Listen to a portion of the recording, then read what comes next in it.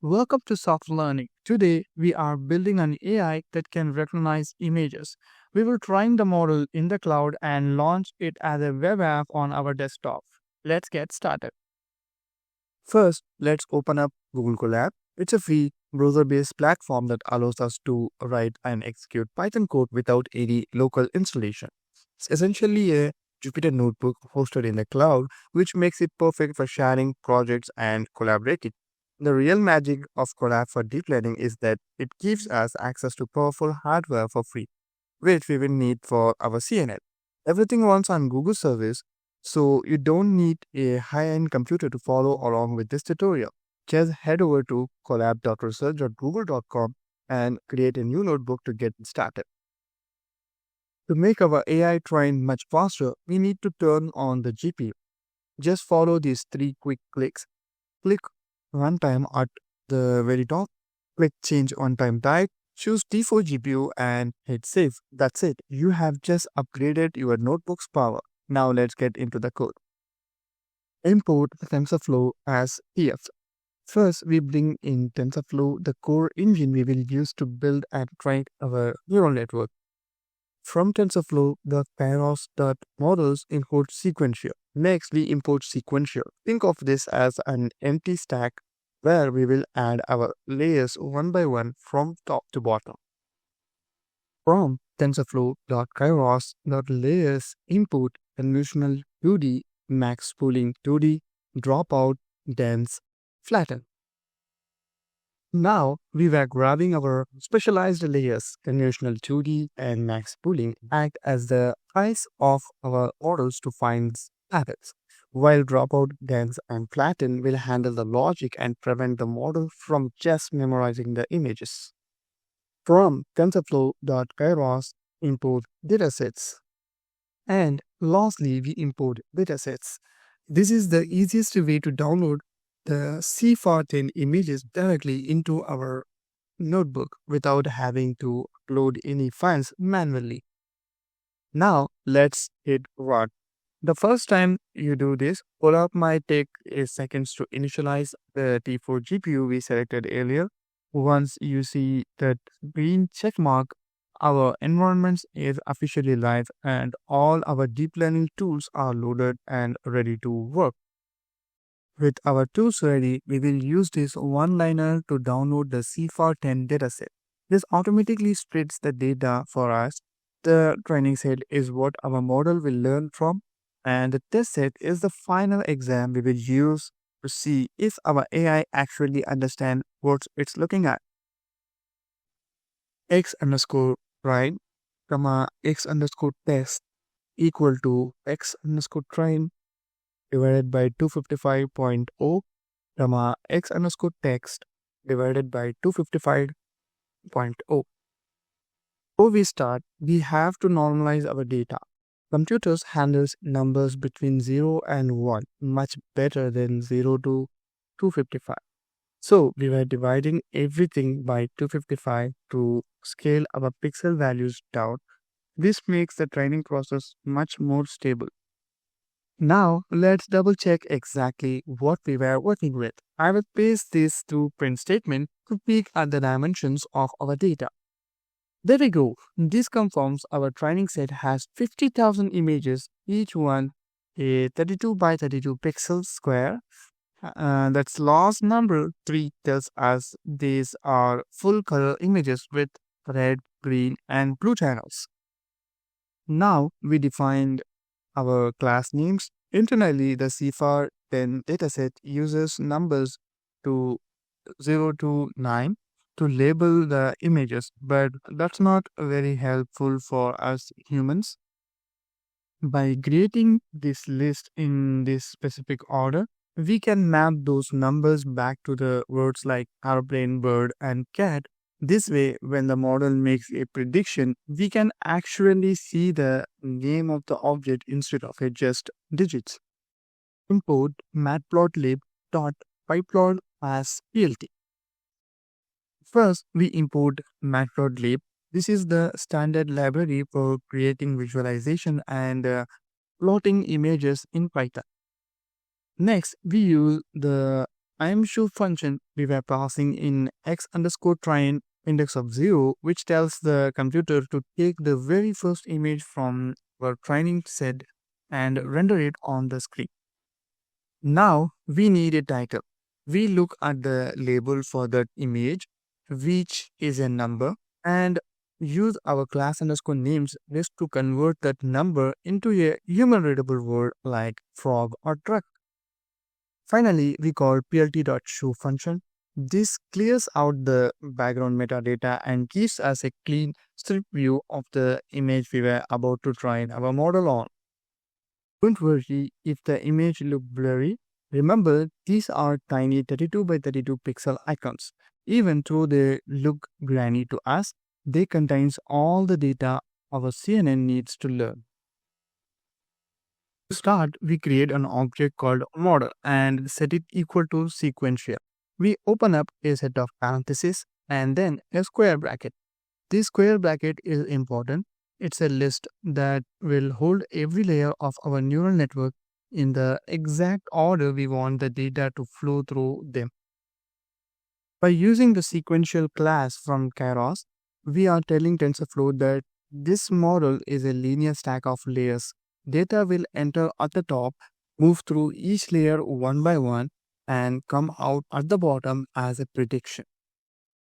Inside the list, we add our first layer, conventional 2D. First, we pass 32, which is the number of filters or feature detectors the model will use. Then, we set the kernel size to 3,3, meaning each filter is a small 3 into 3 pixels window. Next, we set the activation to ReLU to help the model learn complex non-linear patterns. And finally, we define our input shape as 32, 32, 3 because our CIFAR image are 32 pixels wide, 32 high, and have 3 color channels. This layer is the foundation. It scans the raw pixels of our images and looks for the basic building blocks like vertical lines, horizontal edges, and simple textures. Without this layer, the model wouldn't be able to see the structure of the object. Next, we add max pooling 2D and pass the parameter 2,2. This tells the layer to look at the every 2 into 2 grid of pixels and pick only the single highest value. It's essentially a way of summarizing the features found by the previous layer. The reason we do this is twofold. First, it reduces the total amount of data, which makes the model run much faster. Second, it makes the model more robust. It doesn't matter exactly where a feature like an air or a wing is located, as long as it's in that general area, the pooling layers will catch it. Now, we add dropout and pass the value open to. This tells the model to randomly drop or ignore 20% of the nuance during each training step. It's like forcing the network to learn with one eye closed so that it gets better at recognizing the overall shape rather than just specific pixels. Adding dropout here is a pro move for the CIFAR-10 dataset. Because the images are small, it's very easy for a CNN to simply memorize the training set. Dropout prevents that overfitting, ensuring our model actually learns the difference between a cat and a dog so it can perform well on images it has never seen before. Instead of starting from scratch, we can actually copy our previous 3 layers and paste them right here. We were going to keep the structure the same, but we need to make 2 key changes. First, we will bump our filters up from 32 to 64, and then we will increase our dropout rate slightly to 4.3. Drop out to 0.3 to keep the model honest. Since the network is getting smarter, we have to make it harder for it to cheat. By memorizing the features, this ensures it learns the actual features instead. Now we add the flatten layer. This doesn't have any complicated parameters to pass. It has one simple job. It takes our 2D image maps and unrolls them into a single long line of numbers. Think of this as the transition point. Our convolutional layer have finished seeing the features, and now we need to turn those shapes into a flattened list so our final classification layers can read them and make a decision. Now we add a dense layer. We pass 64 as the number of nuance, which acts our hidden layer where the actual classification logic happens. And just like before, we set the activation to ReLU to keep the math efficient and help the model learn the complex relationship between the features we just flattened. This is often called a fully connected layer. Every single piece of information from our image filters is connected to this 64 nuance. It's here that the model starts to realize the round shapes plus metal textures usually equals to an automobiles. Next, we add a dropout and pass open 5. This is our strongest setting yet. We are telling the model to literally forget half of what it knows during each training step. It sounds risky, but it's the most effective way to ensure our model doesn't just memorize the labels. By using a 50% of dropout here, we are forcing the final classification layer to be incredibly robust since it can't rely on any specific set of nuance to be there every time.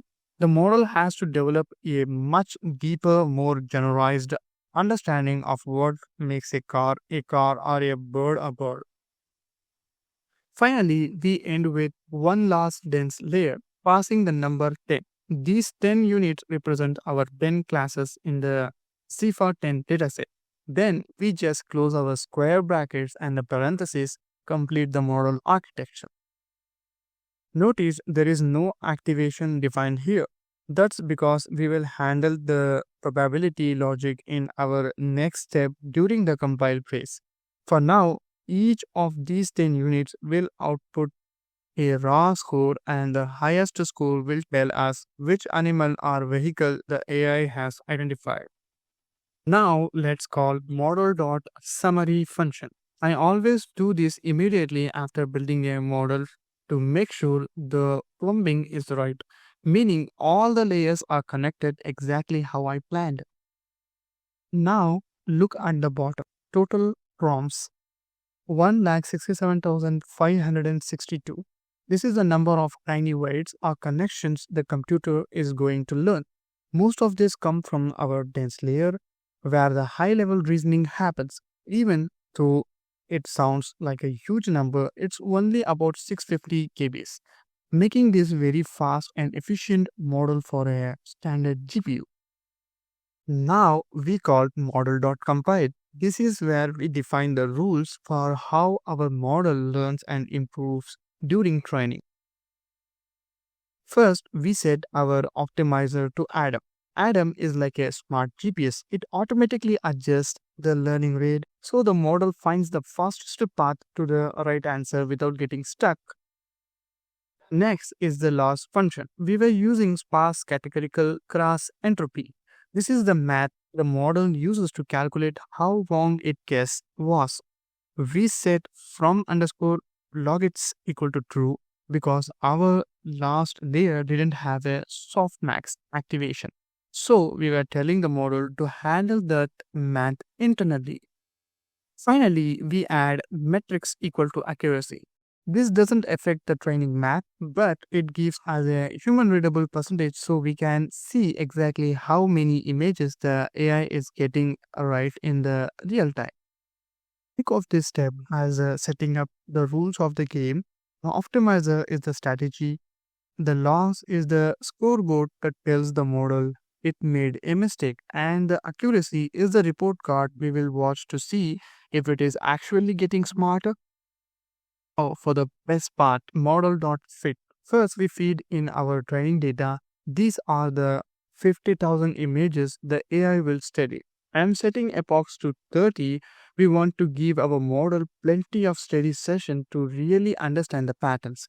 Finally, we add validation data. Think of this as a top quiz at the end of every round to see how the model handles images it has never seen before.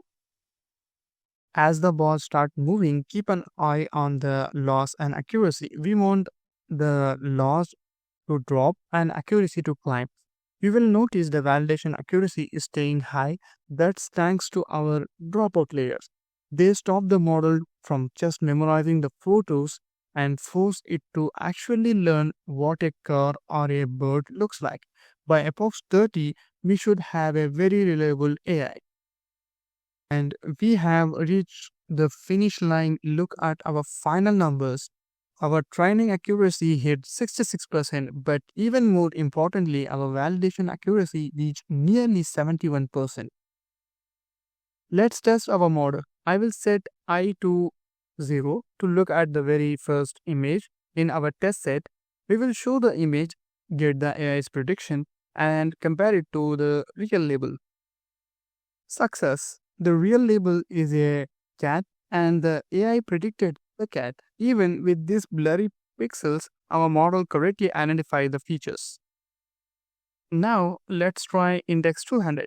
We will swap that I value and run the exact same code to see how the model handles a different challenge. Interesting, the real label is a dog, but the AI guessed cat. If you look at these blurry pixels, the ear and the fur look almost identical. This is why we hit 71% and not 100%. At this tiny resolution, even humans struggle to tell them apart. Now that we are happy with our 71% accuracy, we need to save our hard work. I will run model.save to create a file called CIFAR-10 underscore model.kairos.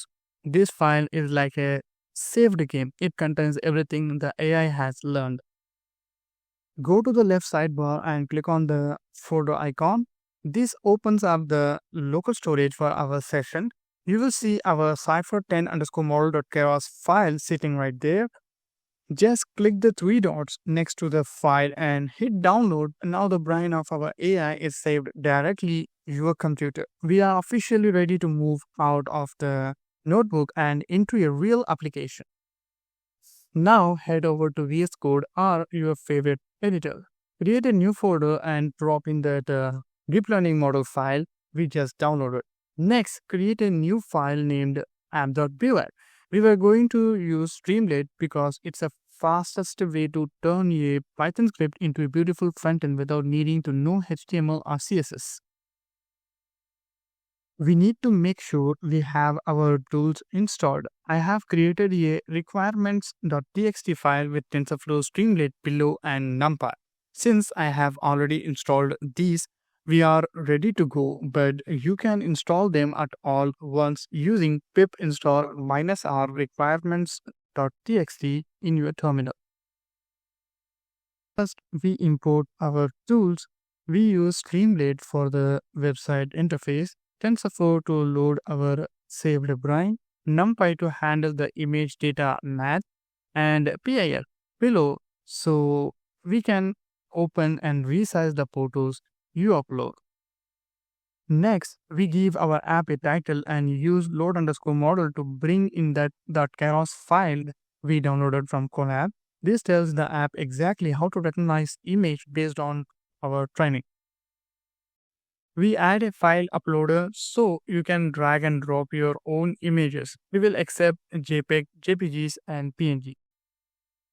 We need to define our class underscore names.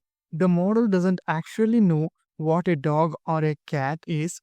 It just knows it found the highest probability in index 3 or index 5 by creating this list in the exact order of the CIFAR-10 dataset. We can map those numbers to these 10 categories: alpine, automobile, bird, cat, and so on. Once we upload a file, we need to prepare it for the AI. First, we open the image and show it on the screen so we know it loaded correctly. Next, we resize it to 32 into 32 pixels. This is crucial because our model was trained on tiny images, so it won't understand a high-resolution photo from your phone. Then, we turn that image into a NumPy array and divide it by 255. This scales the colors so the math stays simple for the model. We use expand underscore dims to make it a batch of 1, and then we finally call model.predict. The AI gives us a list of scores. We find the highest one with argmax, and boom, we show the final result as a subfolder. Now, for the final step, I will open my terminal here in VS Code and type Streamlit run app.py. This one line of code starts a local web server and converts our Python scripts to a real browser window. And there is it. Our CIFAR-10 image classifier is live.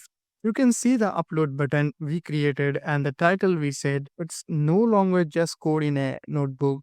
It's a real working app. First, let's upload the car. The AI sees the wheels and identifies it instantly. Now, for the horse, it recognized the shape perfectly. Our 30 rounds of training really worked. Finally, the airplane. It spots the wing against the blue sky for the perfect 3 for 3. And that's how you build a complete AI project. If you found this helpful, make sure to like the video and subscribe to Suflearning for more simple AI tutorials. Thanks for watching, and I will see you in the next one.